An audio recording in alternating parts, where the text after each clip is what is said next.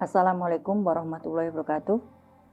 Selamat siang dan salam sejahtera untuk kita semua.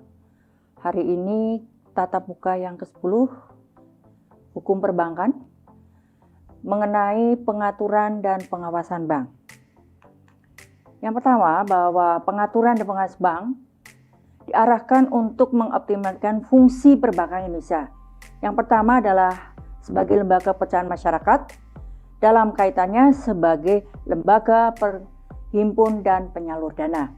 Yang kedua, pelaksanaan kebijakan moneter. Yang ketiga, lembaga yang ikut berperan dalam membantu pertumbuhan ekonomi serta pemerataan agar setiap sistem perbankan yang sehat, baik sistem perbankan secara menyeluruh maupun individual, dan mampu memberikan kepentingan masyarakat dengan baik, berkembang secara wajar, dan bermanfaat bagi perekonomian nasional. Untuk mencapai tujuan tersebut, pendekatan dilakukan dengan menerapkan pengawasan bank yang mendorong bank untuk melaksanakan secara konsisten kesatuan intern yang dibuat sendiri dalam melaksanakan kegiatan operasional dengan tetap mengacu kepada prinsip kehati-hatian. Kebijaksanaan prinsip kehati-hatian bank itu sangat diperlukan bagi bank dalam hal penyaluran dana, terutama dalam hal kredit. Kebijakan memberikan kekuasaan berusaha atau deregulasi. Jadi untuk mengatur keuangan masyarakat, yang data dari masyarakat itu diperlukan adanya kebijaksanaan atau deregulasi.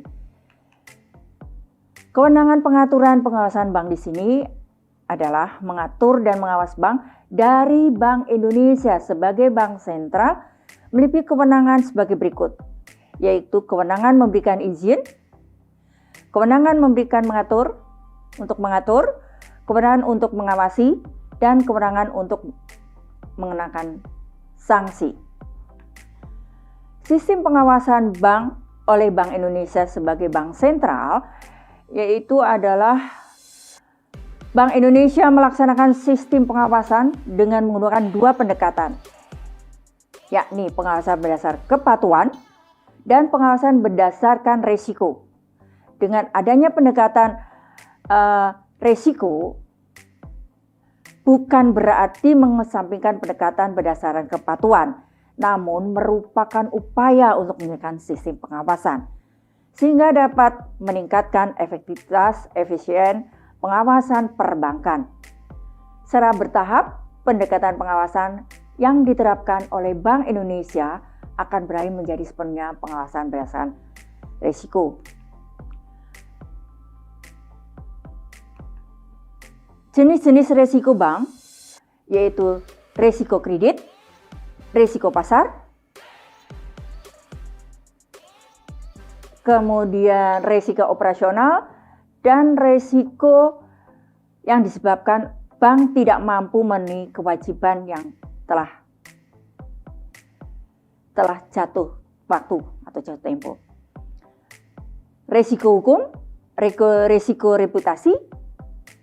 Risiko di antara lain yang disebabkan adanya penetapan pelaksanaan strategi bank yang tidak tepat mengambilan keputusan, bis yang tidak tepat atau kurang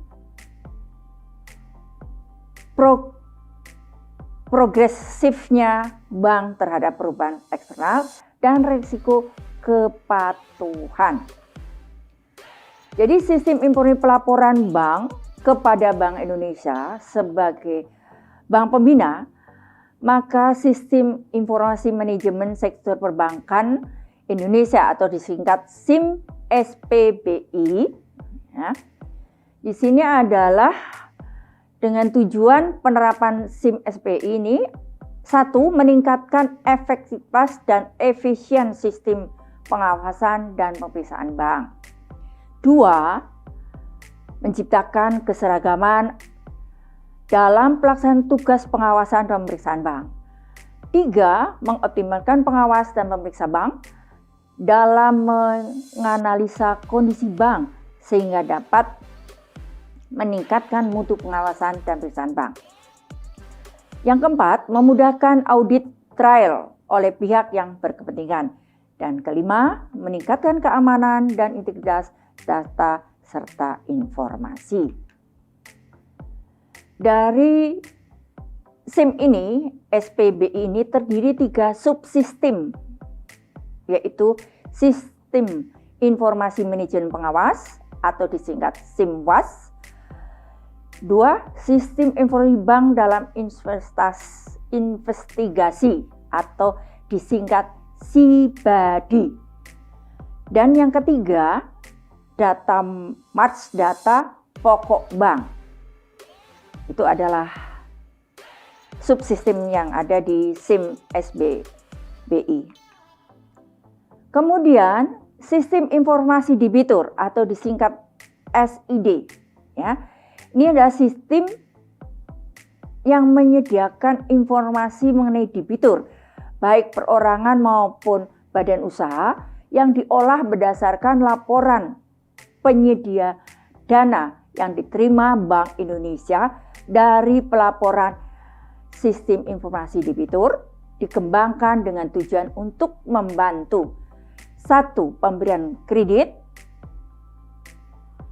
2. Bagi penerima kredit, kemudian sistem pelaporan kepada Bank Indonesia atau SIMWAS BPR. SIMWAS BPR ini merupakan sistem informasi untuk meningkatkan efektivitas dan efisiensi sistem pengawasan BPR. Melalui SIMWAS, pengawas BPR akan mampu mengoptimalkan kegiatan analisis terhadap kondisi BPR, mempercepat diperoleh informasi kondisi keuangan BPR, meningkatkan keamanan dan integritas data, serta informasi perbankan. Modul-modul yang tersedia dalam aplikasi SIMWAS BPR antara lain modul perizinan, pendirian BPR, data pokok BPR, tingkat kesehatan BPR, status BPR, cabut izin usaha dan likuidasi BPR. Itu untuk SIMWAS BPR. Kemudian dilanjutkan dalam hal pengawasan pembinaan BI, maka harus ada suatu lembaga, yaitu lembaga penjamin simpanan atau yang dikenal lembaga LPS. Ya. Di sini adalah LPS atau profil dari lembaga LPS, bentuknya dan statusnya. Ini bisa dilihat, ya, lembaga pinjam simpan adalah sebuah lembaga negara dengan status badan hukum yang independen, transparan, dan akuntabel dalam menjalankan tugasnya serta tanggung jawab langsung kepada Presiden. Kemudian, sebagaimana diatur dalam pasal 62 Undang-Undang Nomor 24 Tahun 2004 tentang lembaga LPS. LPS ini adalah one board system, yaitu Dewan Komisioner sebagai pimpinan lembaga penjamin simpanan yang bertanggung jawab untuk merumuskan dan memutuskan kebijakan, sekaligus melakukan pengawasan terhadap pelaksanaan tugas dan kewenangan lembaga LPS. Ini LPS ada visinya sebagai lembaga penjamin, yaitu visinya menjadi lembaga dan yang terdepan, terpercaya, dan diakui di tingkat nasional dan internasional dalam menjamin simpanan nasabah dan pelaksanaan resolusi bank untuk mendorong memelihara stabilitas sistem keuangan. Itu adalah visi dari LPS sebagai perlindungan hukum kepada nasabah bank. Kemudian misi dari LPS itu adalah penyelenggara penjamin simpanan yang efektif dalam rangka melindungi nasabah. Ya. Kemudian makrosisi bank yang efektif dan efisien, berperan aktif dalam mendorong dan memelihara stabilitas sistem keuangan nasional melalui organisasi komponen. Kemudian nilainya adalah integrity, collaboration, accountable, respect, excellence. Itu nilainya. Struktur organisasi ini LPS ya, bisa dilihat nanti kalau Anda bisa jalan-jalan ke LPS, di situ pasti akan terlihat ada ketua, ya Dewan Komisioner LPS terdiri dari ketua Dewan Komisioner, kepala eksekutif, anggota Dewan Komisioner, anggota Dewan Komisioner, dan anggota Dewan Komisioner, anggota Dewan Komisioner ex officio ya. Ini dari BI dan ex officio dari OJK. Dan anggota Dewan Komisioner ex officio dari Kementerian Keuangan. Jadi di sini lembaga negara perbankan yaitu adalah Menteri Keuangan, BI dan OJK juga duduk di dalam organisasi sebagai Dewan Komisioner LPS. Kemudian fungsi lembaga LPS sebagai penjamin simpanan. Penjamin simpanan menyimpan, ya diatur di dalam pasal 4 Undang-Undang LPS dan juga timbal balik turut aktif dalam memelihara stabilitas sistem perbankan sesuai dengan kewenangannya. Tugas lembaga penjamin simpanan ini ada 5 ya. Nanti satu adalah merumuskan dan menetapkan kebijakan pelaksanaan penjaminan simpanan. 2, melaksanakan penjamin simpanan. 3, meneruskan dan menetapkan simpanan dalam rangka aktif memelihara stabilitas sistem perbankan.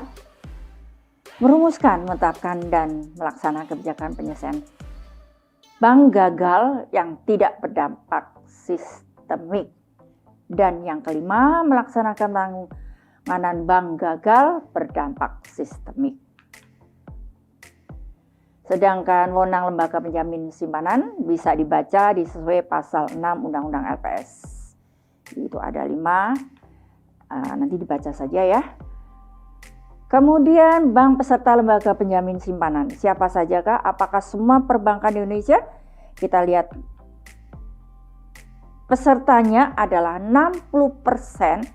Setiap bank melaksanakan kegiatan usaha di wilayah negara Republik wajib menjadi peserta penjamin.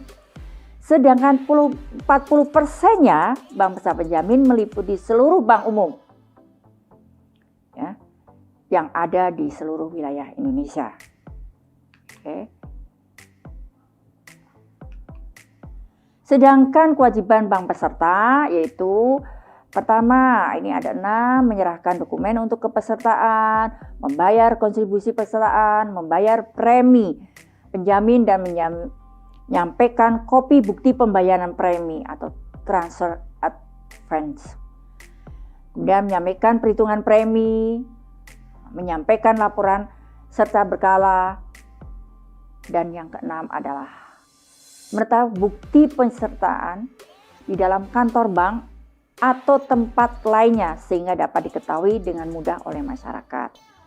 Jadi kewajiban bank peserta ini adalah apabila ada masalah akan bisa dijamin ya oleh LPS. Di sini pesertanya ya LPS banyak ya. Nah, nanti bisa dilihat secara online di LPS. Kemudian klaim penjaminan, nah, ini juga ada bisa secara online ya, Anda bisa untuk klaim ke penjamin ke LPS. Saya tidak akan bacakan, bisa dilihat di dalam klaim karena ini online. Kemudian latar belakang pendirian OJK.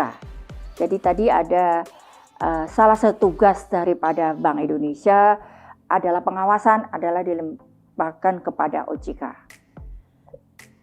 Di sini OJK atau Resolusi Pendiri OJK dulu dengan Lembaga Pengawasan Jasa Keuangan atau LPJK atau di Undang-Undang Bank Indonesia nomor 23 tahun 99. Kemudian yang kedua, keinginan untuk memberikan fungsi keperbank sentralan ya. Jadi Bank BI murni sebagai penjaga stabilitas moneter. Jadi sebagian tugas pengawasan dilimpahkan kepada OJK. Kemudian yang ketiga, amanat Undang-Undang Bank Indonesia dipandang pemerintah sulit untuk diamandemen, khususnya terkait pasal pengalihan fungsi pengawasan bank dari BI ke OJK. Ya. Pengawasan terpisah versi di bawah bank sentral itu pertama, pengawasan bank lebih banyak di bawah kewenangan bank sentral.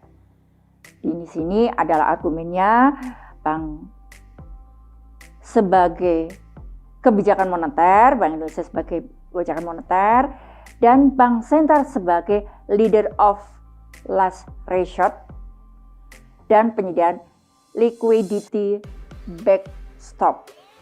Nah, yang kedua, peran bank dalam sistem pembayaran dan statement ya. Dan yang ketiga, di sini peran bank sentral sebagai penjaga stabilitas sistem keuangan atau macro prudential regulator. Ya. Ini perbankan pra dan pasca krisis. Ya. Pada krisis ekonomi pada tahun 1998, itu adalah krisis ekonomi yang luar biasa. Banyak bank yang dilikuidasi. Karena apa? Terjadi CAR-nya adalah mencapai 4,6%. Ya. Sedangkan 2011 itu sudah mencapai 17,1%. Jadi terlalu rendah ya. Non-performing loans itu mencapai tahun 1998 46,2%. Kemudian pada 2011 ini adalah 2,7%. Jadi terlalu tinggi ini loannya ya. ROA-nya itu adalah NA, tetapi nilai akhirnya kemudian 2011 adalah sudah ada buktinya, ada kenaikan 3,1%. Ya. Kemudian cakupan tugas pengaturan pengawasan OJK itu adalah melaksanakan tugas pengaturan pengawasan terhadap kegiatan jasa keuangan di sektor perbankan, pasar modal, dan sektor perasuransian, dana pensiun, lembaga pembiayaan, dan lembaga jasa keuangan lainnya. Itu tugasnya untuk mengawasi tersebut. Kemudian pengaturan pengawasan di sektor perbankan ini adalah pengatur yang pertama adalah pengaturan pengawasan mengenai lembaga bank yang meliputi perizinan, pembukaan kantor bank, merger, konsolidasi dan akuisisi bank, serta penjadian izin usaha bank. Yang kedua, kegiatan usaha bank antara lain sumber dana, penyediaan dana, produk hibridasi, dan aktivitas di bidang jasa. Yang kedua, di sini pengaturan pengawasan mengenai kesehatan bank yang meliputi likuidasi, rentabilitas, solvabilitas, kualitas aset, dan permodalan. Yang kedua, laporan bank terkait dengan kesehatan dan kerja bank. Yang ketiga, sistem informasi debitur. Yang keempat, pengujian kredit. Dan yang kelima, standar akuntansi bank. Jadi ini dulunya adalah merupakan tugas dari Bank Sentral, sudah dilimpahkan kepada OJK. Ya.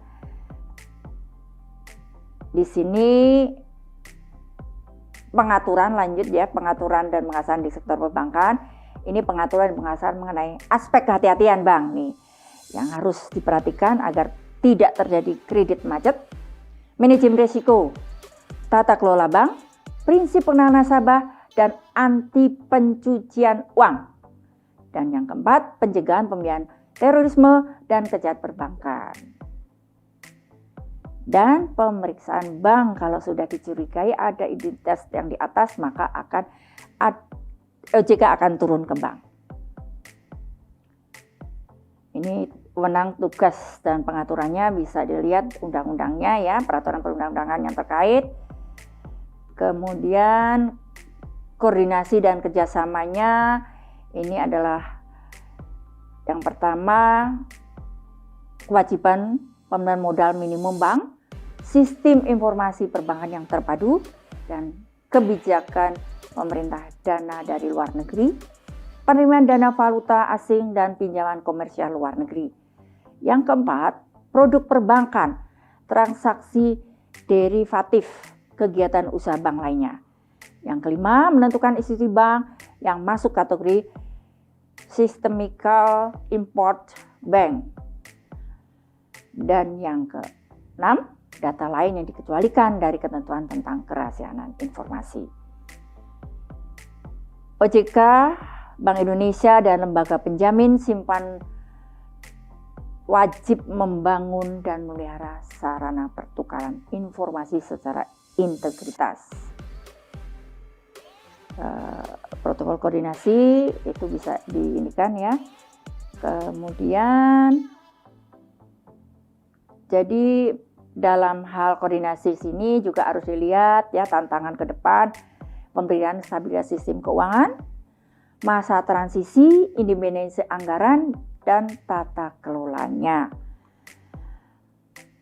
Penguatan sektor perbankan, peningkatan intermediasi, dan penguatan tata kelola dan sumber dana bank.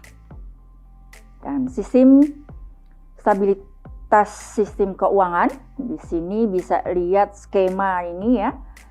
Jadi dalam membuat microprudential regulation, macroprudential regulation, dan perluasan perimeter regulation, makro dan microprudential policy ya,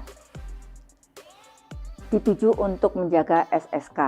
Ini diadakan adanya pre-krisis, krisis, dan pro-krisis.